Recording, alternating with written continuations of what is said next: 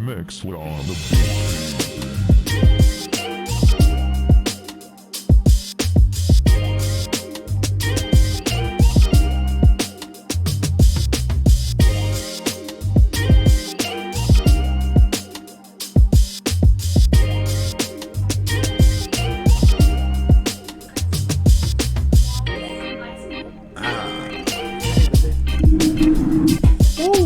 Good afternoon, everybody, and welcome to another episode of TRT Productions. I am your host, Big Rain. I got someone special in the building. Let me turn down the music, people.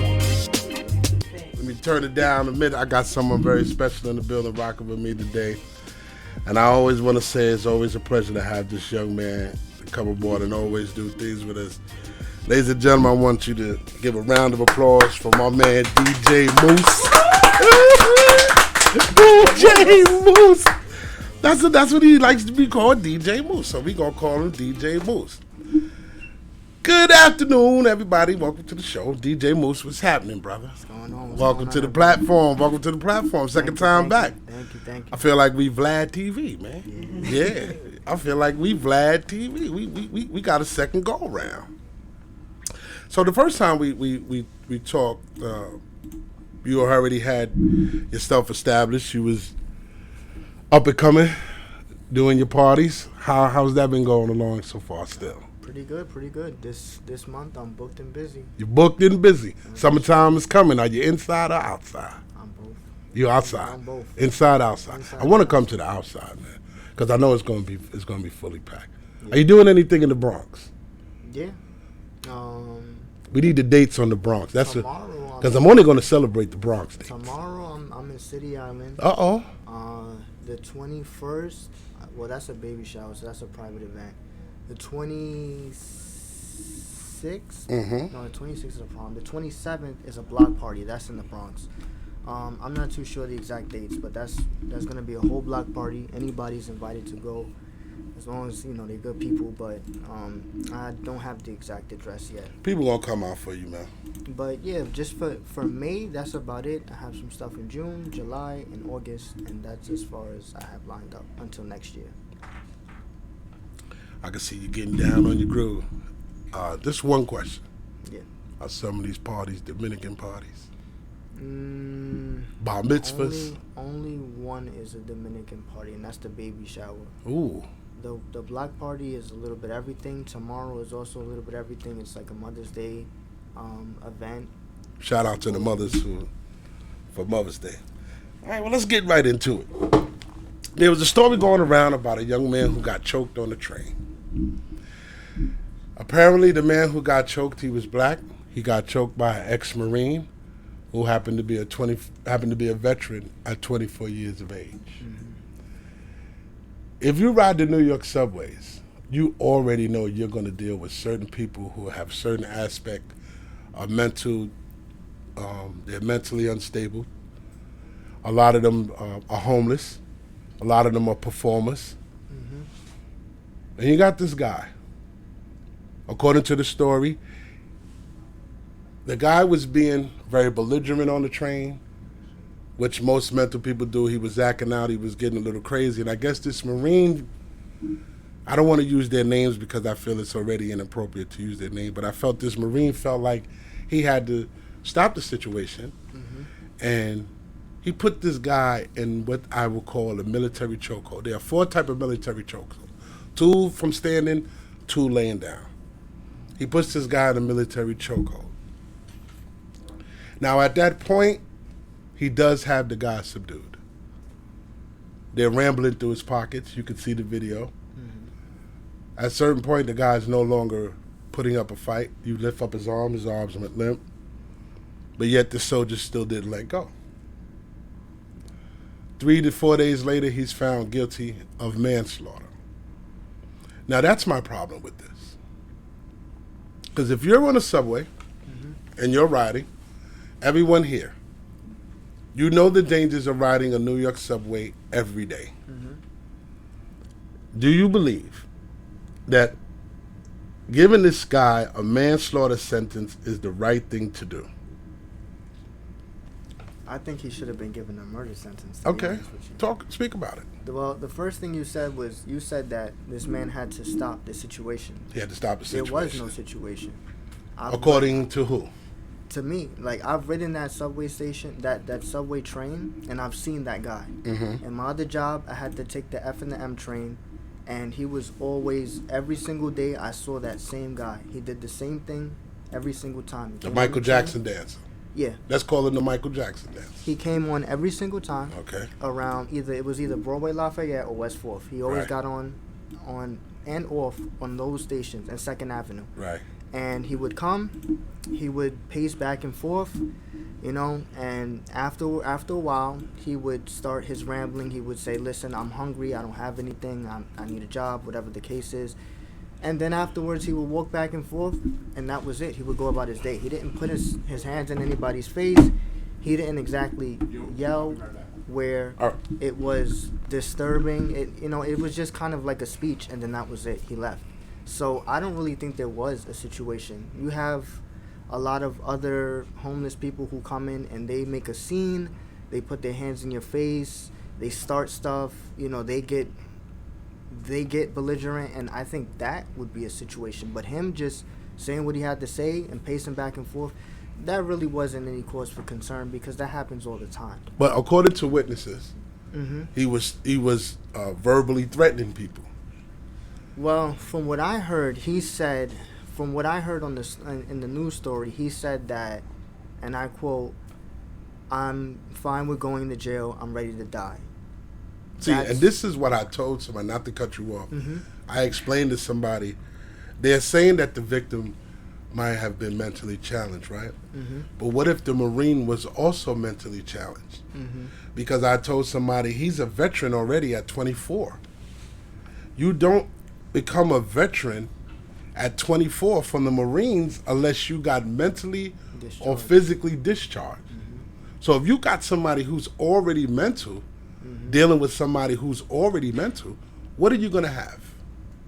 And you riding on the New York City subways? Mm-hmm. There's no way to avoid that. But you're ready to give the man... See, here's what I believe. At times we ride the subways and people forget that there are people who live down there. People who spend 24/7s down in the tunnels, who really don't know what the outside looks like, who hear the roars of trains every day. And then you get people who live above ground, who don't know what it's like to live below ground. And they run into these people. You got some of these people who are homeless who smoke crack on the train. And you got little kids who ride the trains, the language that they use, the things that they do. Now, what if this guy, the Marine, and I'm not sticking up for the Marine, I'm just saying that there's a moral side to everything. You have a Marine who's watching this young man, maybe he's panhandling. Maybe he's not even causing the mischief a lot of people believe he is. He's just panhandling. Mm-hmm. At this point, you panhandling. What if he asked the Marine something and that just totally ticked the Marine off? Well, I mean, I don't know what to say because this is stuff that happens all Every the time day. on the train. Have you ever been ticked off on the train? Ticked off? Yes. Yeah. Have you ever gotten to the point where you wanted to physically get up and fight somebody on the train? Let's be honest. Yes.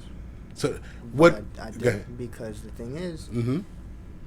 they have their own life and there's repercussions for your actions. So I thought about, I put myself on a hold, like, listen, what is going to come from this? And I just try to check my emotions. And I think that's what the Marine should have done. He should have checked his emotions. He wanted to be a vigilante of justice.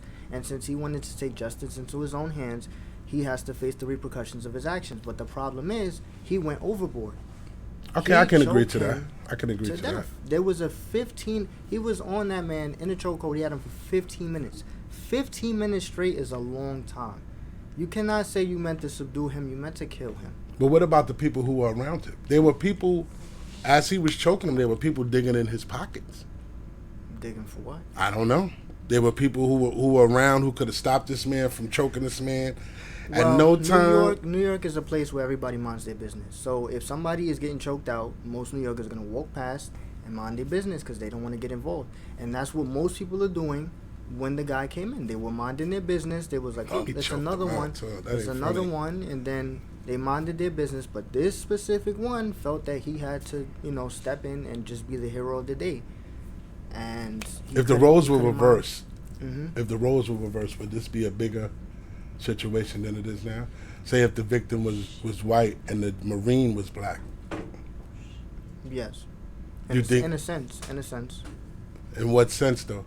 Would he be Well- facing more than manslaughter? He would face murder. He would face murder. Mm-hmm. Of what degree? First degree. Wow. He would Because see, face I always murder. tell people there's manslaughter 1, manslaughter 2, manslaughter 3. Mm-hmm. In my case, I always said that I felt like in this part right here, he should have got hit with assault 3. Mm-hmm. Even assault 3, you can get time behind assault 3, but to hit him with the manslaughter, that it means that the moment that he realized he had this dude in the chokehold, he wasn't gonna let go. Yeah, I mean the thing is though, and I knew this was gonna happen. I said when they first interviewed him and let him go, Mm-hmm. I said if he does get charged, they're gonna hit him with manslaughter. He Yes, will they not are. get charged with murder. Yeah. But just because he's a Marine and because of the skin of his color, but I just think that the difference here is he wanted the time period, that 15 minutes should have been the difference between murder and manslaughter. He meant to kill him. You don't put somebody in a chokehold for 15 minutes 15 without wanting to minutes. kill somebody, especially with you being yeah. a trained Marine. Marine, like you know what it is. There's really no chokeholds that like you put him in and you like either you knock him unconscious or you kill him. But I mean, come on now.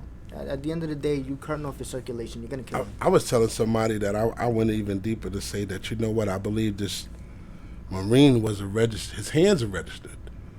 Your hands are registered with the government of the United States, because for you to learn how to put somebody, they have to teach you how to kill, how to improvise, how to to adapt, overcome, to do all of that. He didn't hesitate.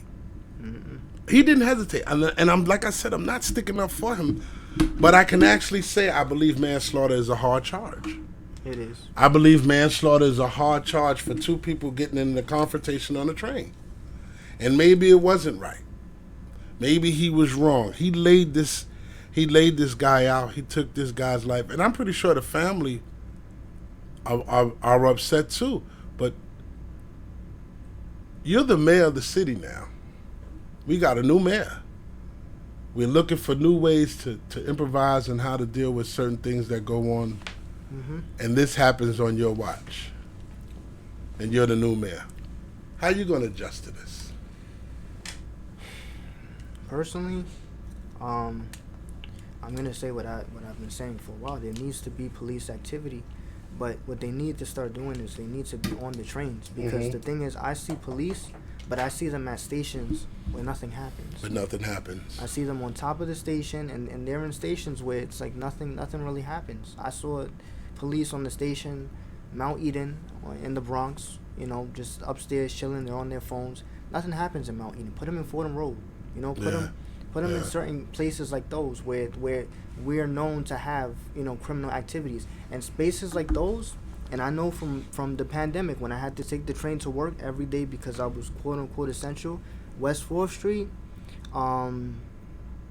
Broadway Lafayette, 2nd Avenue, all of those stations right there on the BDF&M line, those stations are known to have a hub of just homeless people. It's like this is a whole conglomerate of them just there, and they're all spread out through the stations. And Delancey is another one too. Like they're literally just there laying. Delancey Street is real bad. Exactly. It is real bad. So those stations real are bad. known to have homeless people there. So you need to put policing there, because at one point either there's gonna be a fight, or they're gonna start, making this their home, and they're gonna start doing things that make other people uncomfortable, smoking, certain activities that are inappropriate when you have kids there. Like at one point you need to put police presence there, and I feel like there's police presence lacking in places where there should be. So as the mayor, I would make sure that I have police there to make sure that certain things like this don't happen on their own, because I'm telling you right now, if there was police presence on that train, this guy wouldn't have had to feel like he had to step in because there were police there. He I wouldn't have I don't think he felt he had to step in. I think he wanted to step in. And and like I said, I'm not sticking up for him, but we need more people like that without the killing. There are a lot of people who ride the train who are afraid, even though this man might not have been aggressive to your part, but there were witnesses on that train said he was very aggressive. He was asking for money. He was certain things. He was so aggressive that you might have had certain people scared. So if you're a Marine, your objective of life is to protect and to serve, just like police officers. So if you see someone in trouble who maybe can't defend themselves, or maybe can't get up and put up a good fight, he did that. But the problem is, like you said, and that part I will agree with, he went too far. Yeah. But how far is far if you're a mental person? You hear what he's saying. I will go to jail. I'm ready to get arrested. Okay, so then what you do is you subdue him, but you don't.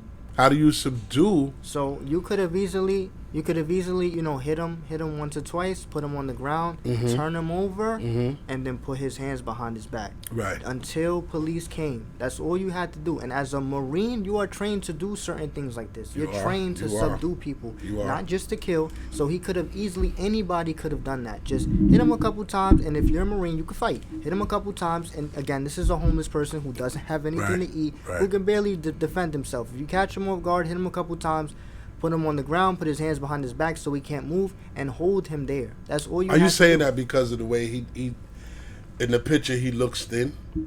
No, not even just thin. Like anybody. Like again, I'm talking about from the perspective that this guy is a trained Marine. So he should be able to handle that. And again, the homeless people, if they're there asking for food and drinks and everything, their body is already at a weakened state. Right. So you should be able to subdue him and to a point where he's able to still be alive, but he's not able to move until police get there, arrive on the scene, and then take him in. And then at that point, he could have been taken to a mental facility. He could have been treated or whatever. Which, again, he's been there for years, so I don't know like why he hasn't. Wait, they said that the victim was in a mental hospital for years? No. He's been doing that for years. I've been on that train for Oh, so you've seen his face I've before? I've seen him, and I've every single day for 3 years. So that's why I'm saying this guy. Well, every time I rode the train, he got he didn't go to the extreme. He did the same thing every single time. He had the same procedure every single time, to the point where sometimes I knew what he was gonna say before he said it. So I felt like personally he was never a threat.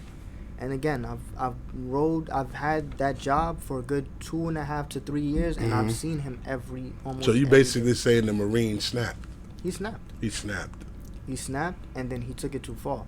Because it's like you can snap, but then you can snap right out of it, And you had 15 minutes to snap out of it. What do you think made him that angry that his first objective is to put this man in a chokehold? You're right, because like I said, I'm not sticking up for him. I just think manslaughter is a harsh, and I understand he should not get away with murder, but I just believe when you're dealing with people of that element who are both under mental strain, and they're both probably under mental some type of behavior, you just get, because he didn't have no hesitation of saying, hey, I don't mind dying. Yeah, I mean, well, here's the problem. If you hit him with an assault charge, even in the third degree, the problem is that now you're letting the people of New York City know that you can kill somebody and only get an assault charge. See, that's what I was saying about the manslaughter. But that goes, because see, manslaughter doesn't carry much time either.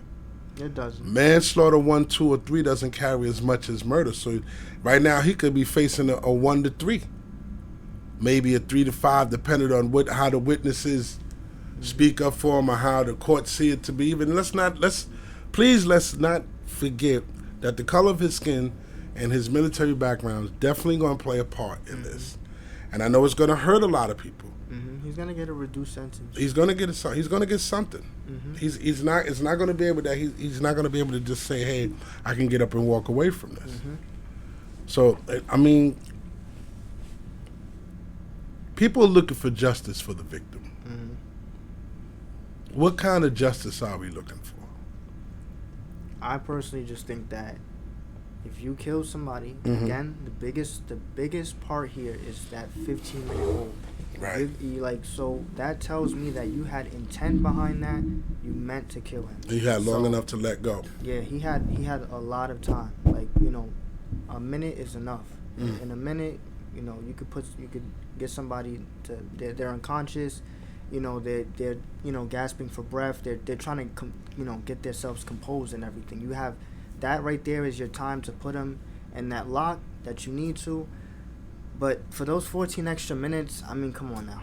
Like, you really meant to kill him. So I think that moving forward, the justice that we're looking for is to hold people accountable for their actions. He killed somebody, so you have to be accountable for your murder charge. And if they're not going to give him murder, they're going to give him manslaughter, which, again, is not as bad, but, it still holds the weight of, you killed somebody. Right. So that's the justice I think we're looking for, to let him know and to let other people know that if you kill somebody, you're going to get hit with a charge that not really justifies, but that matches what you did. And again, I personally feel that this doesn't 100% match, but there's still the underlying issue that he killed somebody, and the manslaughter charge is defined as killing somebody unintentionally. So there's still that, that kind of that kind of in between there where, he died. That the officer who put his knee into the young man's neck. I don't like to use names. I know I don't like to use name on my podcast, but I know what you're talking about. Is that warrant? Can that be warranted as the same thing? Could it be warranted as a fact of justice needs to be served? Yeah. Because in this case, you have two trained individuals who used the throat of two victims in order to subdue them. So they both should be almost warranted as the same thing. Yeah, it's a little bit different because that one was I don't think it was as much time, but I mean the only difference is that this one was a chokehold, the other one was a knee on the neck. But at the end of the day, if you look at the comparison between both of them, what's the commonality between them? You're putting somebody in hold of their throat and their passageway of breathing. You're stopping them from breathing. So, again, it's not as much time as this particular incident, but at the end of the day, it's still the same thing. You're stopping somebody from breathing for an extended amount of time. You think that when he grabbed him, his intention was to kill him? I don't see a military person getting into a confrontation with the intent to hurt. I don't see that. Well, I don't see somebody going from wanting to subdue to wanting to kill. That you don't just, okay, I wanna just put him down. I wanna subdue him. I wanna stop him from doing anything to other people, and then just say, you know what, now I wanna kill him. I feel like you had to have had that intent from the start because he wasn't putting up a fight. You could see it in the video. He wasn't doing anything. I could see if he was getting a little bit aggressive, you're like, okay, I need more force. I really need to. He wasn't doing anything. So you had to have had that intent from the very beginning. You don't just go from 0 to 100 without any type of, background interference. Like, you just have to have that 100% from the very beginning. So I do believe that he had the intent the whole time. You think that Marine was already going through something before he even got on the train? Because for you to just take a person that might be even, he got to be at least, twice his size? Maybe? Twice his size. For you to even think that, hey, this is the moment that I can grab this young man and put him in he put him in a chokehold. Not only did you put him in a chokehold, you wrap your feet around his waist. Exactly. He couldn't do anything. He couldn't do anything. The only thing that was is- free was his arms. Like That's why I'm saying this is past the point of just wanting to subdue. I mean, like it's all there. You stopped him from moving. He couldn't move. He couldn't breathe. He couldn't. Only thing he could do was move his arms. But if you look at the video, he didn't even move his arms to get him off his neck. He was moving. He was like flailing it to the side, but it didn't even look like he was trying to break free from that. So at this point, it's just like he wanted to die. He wanted to die, but it's just like, bro, you're doing too much because he's not resisting you at all. You would think that if somebody they can't move their feet, you would think that their instinct would be to like go for the neck to like get him off the neck. He didn't even do that. So you went way too far because he didn't put up a fight at all. You know, as a brother who gets into confrontations, or used to, I never thought about if I would get into that confrontation to the point where do I lose my strength? Do I lose my... Because when you're fighting and you're in there and your adrenaline is flowing, you don't know how hard you may hit a person, choke a person, or you might put that type of pressure on somebody where somebody could say, damn, you know, I saw this and that happen. At this point, he turns himself in, though. I guess he wakes up and realizes, you know what, I killed this guy and I didn't have to. So now my thing is, does he serve the time of the people or does he serve military time? He's still military. That's still their own. Well, he's in the real world now. He's not in the military. He's not in military grounds. He's in the real world now, so he has to face real world time. Law of the land. The law of the land. That's where you're at now. You're not in the Marines. You're not out in the battlefield. You're out in regular civilian grounds. So you committed a crime as a civilian. So now you have to face civilian time, not military time. What you did was you felt that you wanted to be Marine hero and you killed somebody that was on the same side. It's, you know what I mean? It's different when you're in war, but you're not in war. That was very unwarranted. I'm definitely gonna agree with you about the unwarranted part, but like I said, I still believe manslaughter is just a little too much. It was a well-known accident, but it also, as you're telling me, and I have to agree with you, he held on too long. By the length of time that you held on to this man's neck, that determines a lot. And I keep saying, well, under manslaughter, because in my mind, I know when a person is fighting and their adrenaline is flowing, and you don't know your strength, man. Yeah. And I'm pretty sure to him it didn't seem like 15 minutes. It might have seemed like 3 to 5 minutes. He had to choke him out. You don't know if the Marine blacked out himself by choking him.